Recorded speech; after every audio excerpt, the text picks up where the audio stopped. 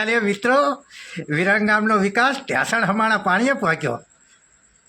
વિરંગામના વિકાસની મોટી મોટી વાતો કરતા, મોટી મોટી પીપુડી વગાડતા અને સોશિયલ મીડિયામાં મોટી મોટી પોસ્ટો મેળતા એવા ધારાસભ્યને હું કહેવા માગું છું કે વિરંગામનો વિકાસ પરવાળી દરવાજે ઢ્યાસણ હમાણા પાણી અને દુકાનોમાં પાણી કર્યું.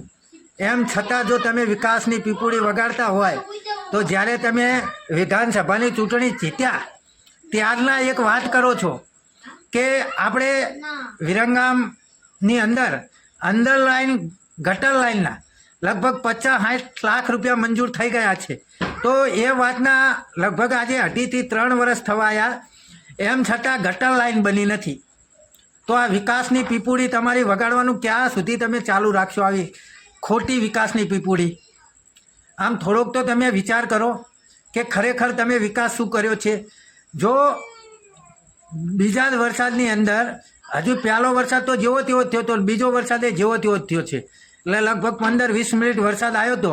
અને જો પરવાળી દરવાજાએ દુકાનોની અંદર પાણી ગળ્યા હોય તો ખરેખર તમે વિચાર કરો તમારો વિકાસ કેવો હશે. અને તમે જેદુના વિધાનસભાની ચૂંટણી જીત્યા તાનની પીપુડી વગાડો છો કે 50-60 લાખ રૂપિયા અંડરગ્રાઉન્ડ લાઇનના આપણે મંજૂર થયા છે. તો એ ક્યાં ગયા? એ ક્યાં ગયા? તમે ગટર લાઈન તો અંડરગ્રાઉન્ડ બનાવી નથી અને લોકોને સપના બતાવ્યા હતા કે અંદર ટ્રેક્ટરથી સાફ થઈ જશે, આમ થઈ જશે, ફલાણું થઈ જશે, ઢોંકળું થઈ જશે. પરંતુ એ ક્યારે થશે? એ બધું ક્યારે થશે એ તમને જાણ છે કે નહીં? આ તમે જુઓ પરવાળી દરવાજાનો વિકાસ કેવો છે. દુકાનોની અંદર પાણી કર્યા છે. તો થોડુંક તમે વિકાસની પીપુડી વગાડવાનું ઓછું કરો અને જે સત્ય છે એ બોલતા શીખો. તમે પછી તમે વિકાસની પીપુડી ચાલુ રાખજો. એટલે ખાસ કરી અને ખરેખર તમારે વિકાસ કેવો વિરંગામનો છે તે તમે સગી આંખે જોઈ લો. પરવાળી દરવાજાનો વિકાસ બહુ આગળનો વિકાસ છે નહીં, કારણ કે પરવાળી દરવાજાનો જ હું તમને વિકાસ બતાવી રહ્યો છું.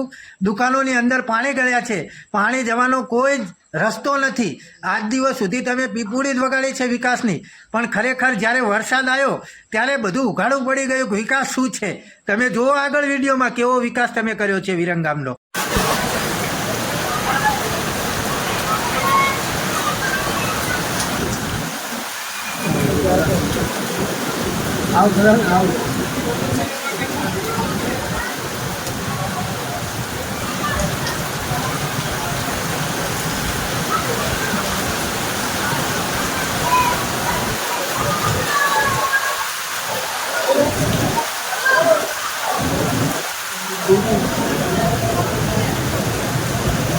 Tôi chỉ nhớ thế.